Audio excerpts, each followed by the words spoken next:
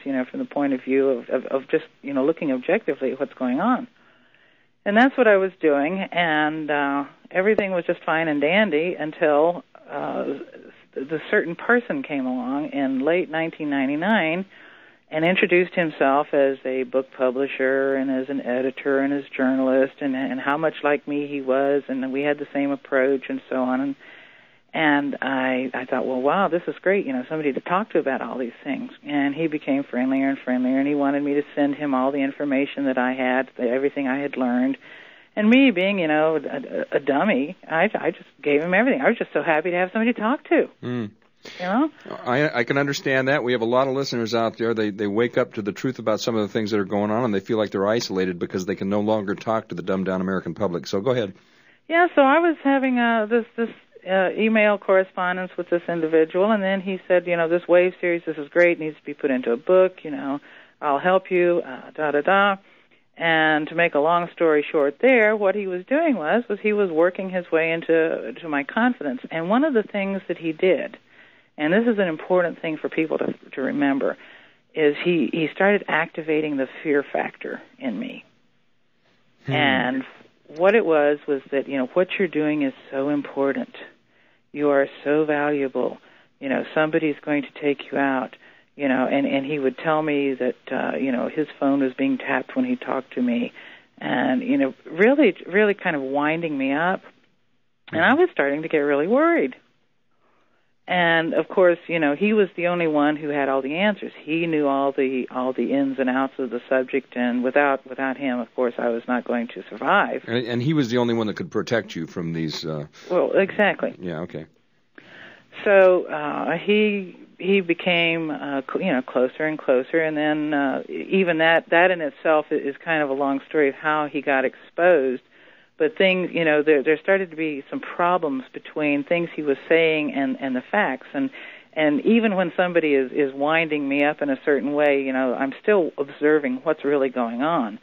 And I was noticing that there were discrepancies between things he said one time and things he said another time. Mm-hmm. And he would write these long emails about this, and then I would read them, and then I would get all worked up, and then I'd say, wait a minute, and I'd go back and read something he'd written before, and I would, he had said something different. So there was kind of a confrontation that was brewing, and this was in July and August of 2001, just prior to 9/11. And put it this way, we had kind of like our own private 9/11. Because just at the time that I realized that he was not who he said he was doing nothing but ripping me off. He had been writing this book, supposedly, while he was taking all of this material from me. Most of my stuff was appearing in this book. And what was the subject content of his book? What was the his book was about esoteric research into the subject of Fulcanelli, alchemy, that sort of thing. Okay. The holy, search for the Holy Grail, and kind of esoteric subjects that I was interested in writing about. Okay. So at that point, he really started attacking. And, I mean, this was when I saw the second example of people who would just start lying about you in things that have absolutely no relation to the truth, no foundation in fact, just slamming and defaming you, but this was even more interesting. Sort of like what Bill O'Reilly and Sean Hannity does, any 9/11 skeptic, right? Ad hominem attacks, that sort of thing. Well, even worse than that, there was a thing that there was something about it that was really disturbing, because they would tell a lie that was so completely a lie, and repeat it with such assurance that even the person about whom the lie is being told begins to doubt their own sanity, thinking, did I really do that? Did I really say that? And I am suffering amnesia and I forgot,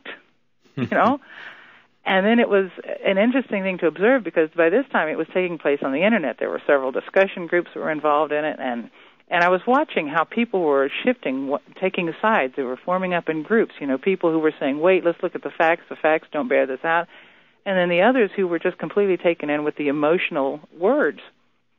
So this is what got me started on researching what kinds of people can tell lies like that, who on the one hand can claim that they are an esoteric truth seeker, and turn right around and be so disgusting.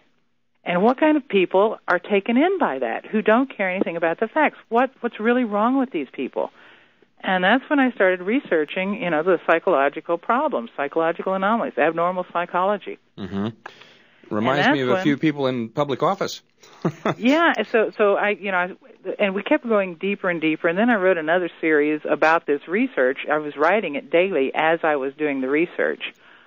And it led me, deeper and deeper, and believe it or not, strange other things started coming up because, things like John Nash and game theory and some of the work that was being done at Princeton. And my husband, a physicist, had several friends who were physicists who died under extremely unusual circumstances that were kind of peripherally connected.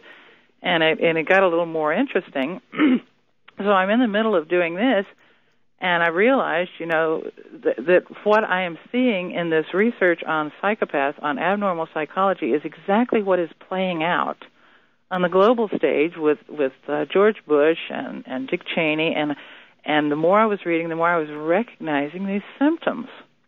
These absolute, clinical descriptions of symptoms. These people are certifiable. And it was just shocking to me, and I started writing about it. So that was when I started keeping track of the politics, and I was writing the Signs of the Times page, which just started out as basically just a little thing for me to keep track of what was going on politically for myself and my readers. It was never intended to be any big deal. And that's when I started talking about, every time George Bush would make a speech, I would take and I would analyze his speech, analyze what he was doing. This was in the build-up to the war with Iraq, and the dynamic interaction between him and Saddam Hussein, like he was saying, you have weapons of mass destruction. No, I don't have weapons of mass destruction. Come and see. You have weapons of mass destruction. You won't let us inspect. Yes, I will let you inspect. I've told you, come and inspect. There's no weapons of mass destruction. Well, even if you don't have weapons of mass destruction, and even if you won't let us come and inspect, you're thinking about having weapons of mass destruction. And it was just this insane dialogue. And I was analyzing it, and I was calling it what it was. I was saying, this is psychopathy. Mm-hmm. And that's when the death threats began again. And the more I wrote and the more I published, the worse it got. And there were phone calls, there were email threats. One of my daughters was targeted by a road rage type stalker. She was run off the road several times. She was in 3 accidents in less than 6 weeks. The third one totaled her car. My other daughter was poisoned, ended up on life support in the hospital. My dog was poisoned and died. Dead cat was left under my window. Now, tell me, let me stop you there and just ask you. Your daughter was run off the road. She's had 3 different accidents. I mean, the car that did this to her, was it, was it a dark car with all the windows tinted, or was it just, a normal looking car? Was it something that, you would look at and suspect that it would be, a government, covert official or something of that nature? Well, that's the problem when you're dealing with a teenager, and they're so, I'm trying to tell my kids, you got to be careful. Who was it? She says, oh, I don't, she's so hysterical. She says, oh, I don't know, Mom, I don't know, I told the police, she gave the report and so forth. And they, said, no, well, they couldn't find anybody. They had witnesses who said, yeah, they saw it happen. But, nothing ever came of it. Mm-hmm. And then finally, the night that she was run off the road and she hit a telephone pole, totaled her car, and, if it hadn't been a Volvo, it would have killed her, Oh, my land, yeah. And so, all these kind of things. And we're thinking, this is getting ridiculous. Meanwhile, my husband had recently kind of eased himself out of a job with a DOD contractor or subcontractor. And, we knew that the things were getting kind of touchy because of his work, his area of expertise. And I also saw that George Bush, I knew, even when this back and forth was going on between Bush and Saddam, I knew back in October, November of 2002, George Bush is going to bomb Iraq.